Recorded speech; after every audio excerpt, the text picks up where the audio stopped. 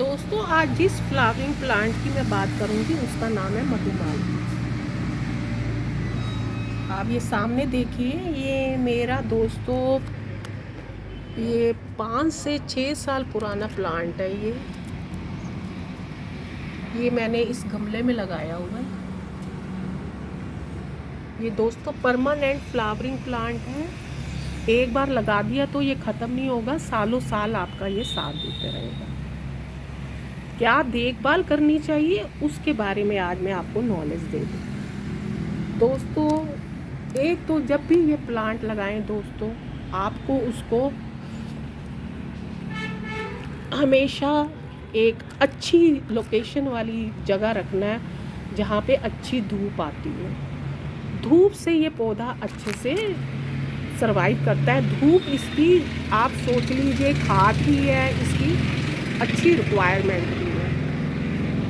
तो इसको झुमका बेल दोस्तों इसलिए कहा जाता है दोस्तों, जैसे एक लेडीज़ जब झुमके पहनती है तो उसके लटकते हैं ना झुमके, तो इसके फूल भी एक झुमके की तरह लटकते हैं। झुमका एक बंगाल में इसको, कैलकाटा में इसको झुमका के नाम से जाना जाता है।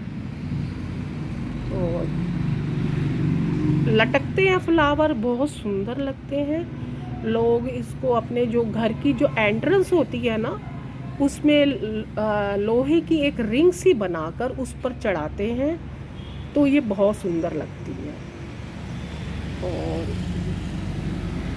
कुछ थोड़ा सा इसकी महक होती, महक इतनी तेज़ तो नहीं होती दोस्तों इसकी, लेकिन दिखने में बहुत खूबसूरत लगते हैं। ज़मीन में तो दोस्तों इसकी जो ग्रोथ है ना दोस्तों कमाल की होती है।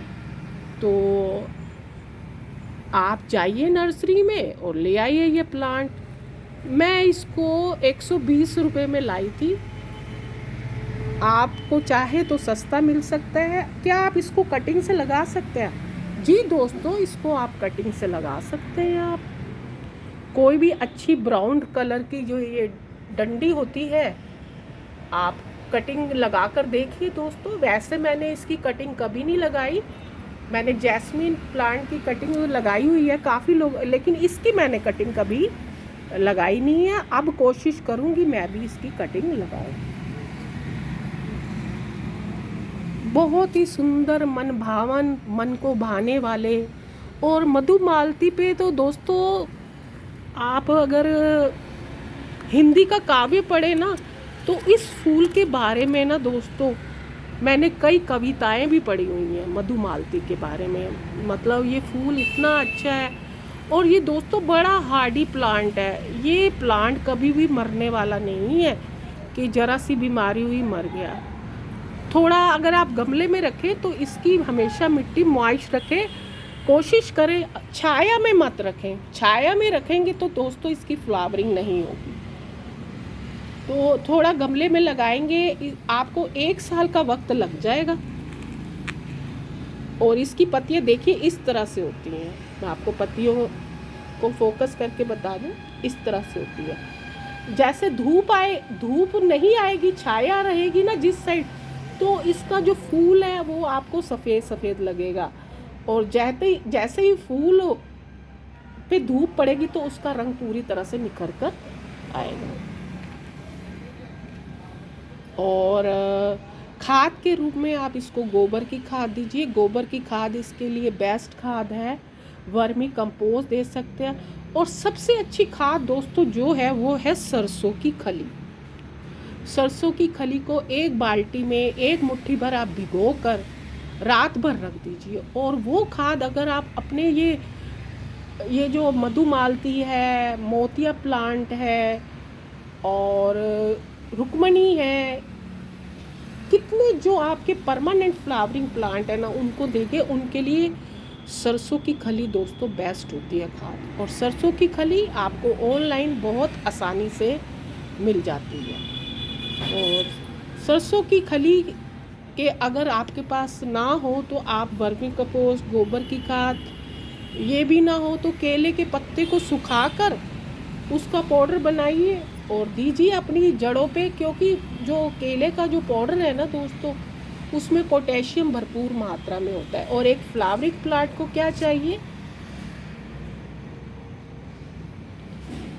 पोटेशियम से भरपूर, फास्फोरस से भरपूर खाद। और अब जैसे जैसे सर्दी आएगी, जैसे जैसे दोस्तों इसका समय निकल जाएगा, तो ये इसकी पत्तियां अपने आप झड़नी शुरू हो जाएंगी। जैसे जैसे सर्दी का टाइम आएगा ना दोस्तों, तो पत्तियां अपने आप बिल्कुल ग्रो नहीं, मतलब आपको ऐसा लगेगी कि हमारा पौधा क्या हो गया, ये सूख क्यों गया। वो सूखता नहीं है, अब इसका सीज़न चला गया तो उसकी पत्तियां वगैरह सब झड़ जाएंगी। तो आपको झड़ने से बचाने के लिए इसका क्या करना है, इसकी कटिंग कर देनी है। बिल्कुल एक जैसे एक मुंडन होता है ना, इसका आपने एक तरह से मुंडन, इसको कटाई कर देनी है। और इसको उस टाइम पे आपको कोई खाद देने की ज़रूरत नहीं है, ज़्यादा पानी ना दें। सर्दी में 3 दिन में एक बार इसको पानी बहुत है। गमले में, मैं गमले के बारे में बता रही हूँ। जो अगर ज़मीन पे लगा होता है तो वो अपनी न्यूट्रिशन वैल्यू तो अपनी ज़मीन से ही ले लेता है दोस्तों। इस बात का आपको ख्याल रखना है दोस्तों। और इसके साथ साथ मैंने बोला है सर्दी में आप इसको खाद ना दें, और सर्दी में भी आपको इस तरह की लोकेशन में अपने गमले को रखना है। कई बार क्या होता है, सर्दी में इसको धूप नहीं लगती तो ये पौधा मर भी जाता है तो हार्डी प्लांट, लेकिन आप अपनी तरफ से पूरी कोशिश कीजिए, अगर ये हार्डी प्लांट है तो इसको धूप प्रॉपर मिलती रहे। मेन इसकी जो रिक्वायरमेंट है वो है धूप। धूप में ये पौधा अच्छे से सर्वाइव करता है, परमानेंट हार्डी।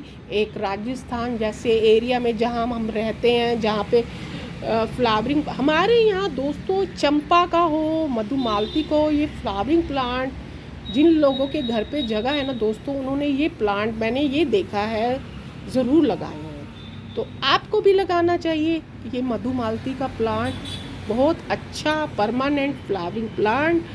अब थोड़ा, अब अक्टूबर का टाइम आएगा, अक्टूबर के टाइम पे आप इसकी कटिंग कर दीजिए।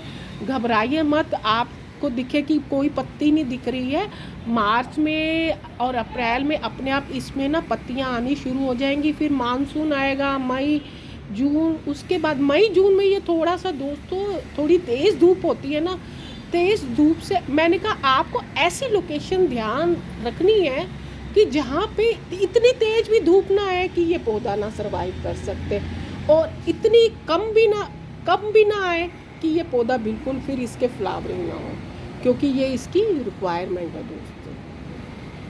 और मधुमालती को अगर आपने लगाना है तो थोड़ा दोस्तों गमले का साइज़ है ना बड़ा लीजिए, अच्छा, क्योंकि ये बहुत बड़ा प्लांट है, फैलता प्लांट है। तो फैलते प्लांट को आपको हमेशा एक अच्छे खुले, आप अगर आपके पास अगर कहीं लोहे का एक टिन का वो पीपा होता है ना, अगर वो है ना, उसमें अगर लगाएंगे दोस्तों, किसी के घर मैंने देखा था क्या बेशुमार उस पर फ्लावरिंग हो रही थी।